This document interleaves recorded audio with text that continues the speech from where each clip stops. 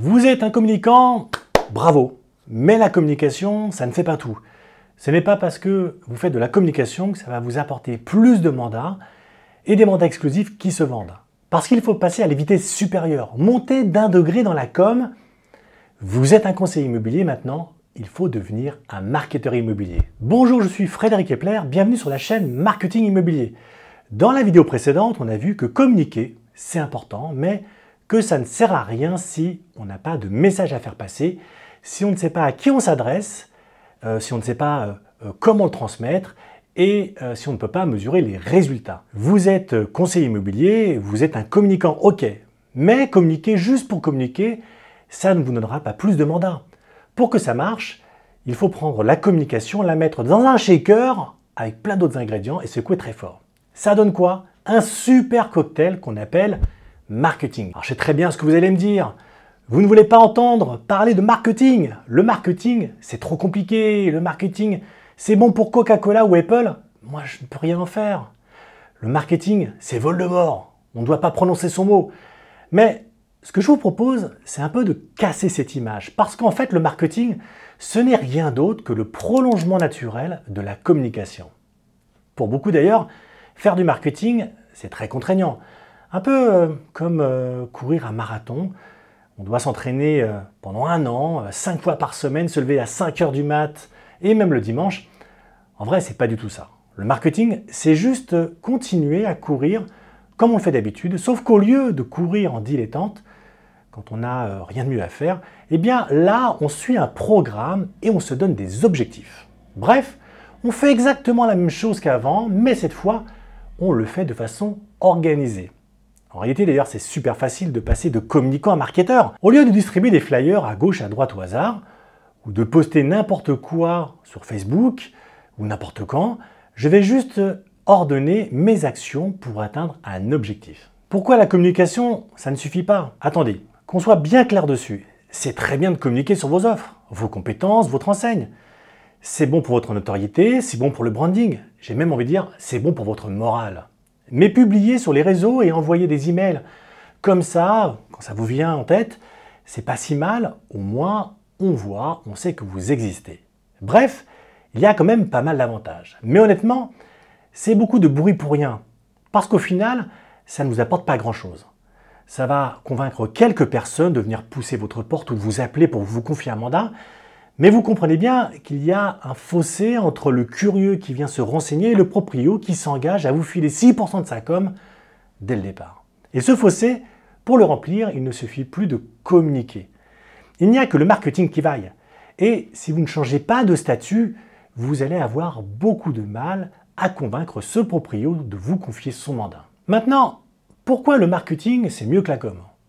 Déjà, il faut bien comprendre que c'est complètement différent. Je sais qu'on utilise souvent ces deux mots comme des synonymes, mais c'est un peu comme dire qu'une Clio et une Ferrari c'est pareil parce que les deux ont un moteur et 4 roues.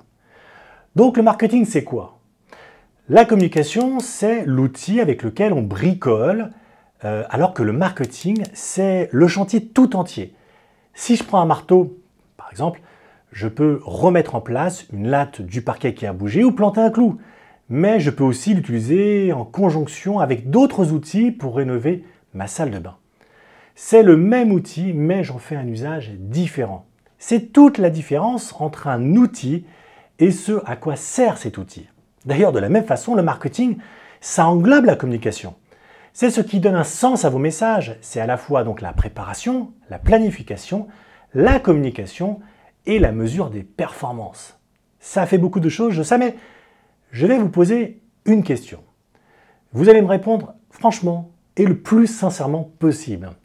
Quand vous distribuez des flyers dans les boîtes aux lettres, vous avez vraiment une stratégie derrière? Ou vous le faites parce qu'il faut le faire? Et puis, bon, tous les autres le font aussi. Donc, maintenant, essayez d'imaginer 2 scénarios. Le premier scénario, vous faites comme d'habitude. Vous créez un flyer, estimation gratuite, vous l'imprimez à 5000 exemplaires, vous le bourrez dans les boîtes aux lettres, et vous attendez qu'on vous appelle. Allez, deuxième scénario, vous faites un peu différemment, vous réfléchissez à qui s'adresse le flyer et vous adaptez votre message. Par exemple, une chambre en plus, ça serait pas mal, non? Vous prenez votre base de données, Vous faites une liste des proprios à qui ce message peut parler et vous mettez les flyers dans la boîte aux lettres de votre quartier. C'est vrai que jusqu'à présent, dans les deux cas, la boîte aux lettres ne permet pas de cibler les gens. En revanche, sur le flyer, qu'est-ce que vous allez faire? Vous avez mis un petit QR code et quand on scanne ce QR code, on tombe sur une page web bien fichue avec le même message et un formulaire à remplir pour télécharger un contenu. Après une semaine, vous faites le point. Il y a 300 personnes qui ont visité la page, 60 qui ont rempli le formulaire, ça fait 60 adresses en plus sur votre mailing list et 60 contacts qui peuvent déboucher sur des mandats. Bon maintenant, dites-moi, et trichez pas, lequel des deux scénarios est le meilleur à votre avis? Bon, voilà, c'est tout bête. Vous avez vu, dans le premier scénario, vous êtes un communicant, un conseiller immobilier, en gros, ce que vous faites aujourd'hui. Et dans le deuxième scénario, vous êtes un marketeur immobilier. Mais au cœur réellement des deux stratégies, des deux scénarios, il y a le même outil. Un flyer à distribuer, ça ne change pas. Ce qui change, c'est la manière de l'utiliser. Ce qui change, c'est la stratégie qui va avec. C'est comme un gâteau d'anniversaire.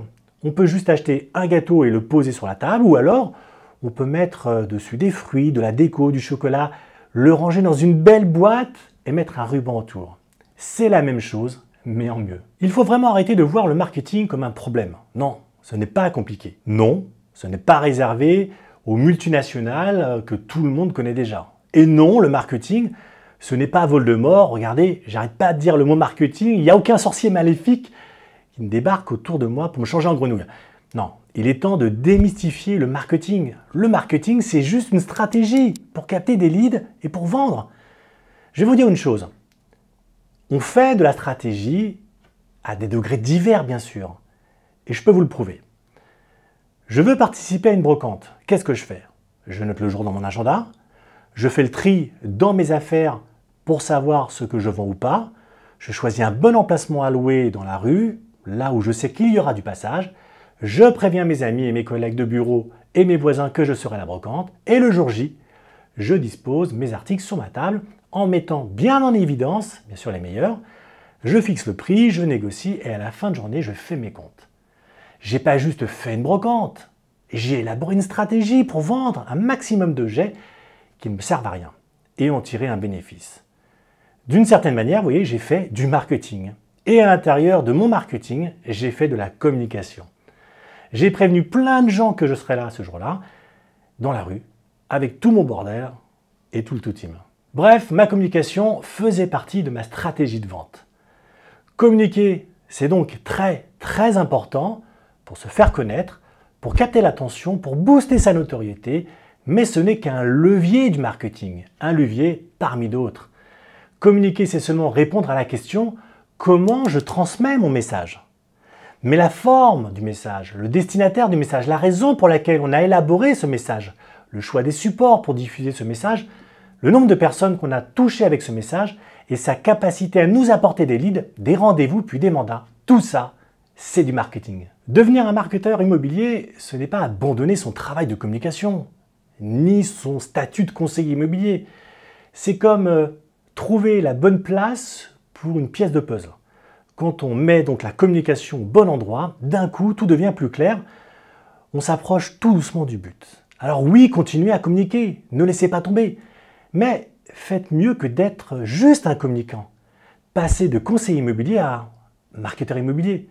Et donnez une nouvelle dimension à votre communication. Merci de m'avoir suivi. N'oubliez pas de liker et de vous abonner à la chaîne. Allez, c'était Frédéric avec Marketing Immobilier. À bientôt les amis.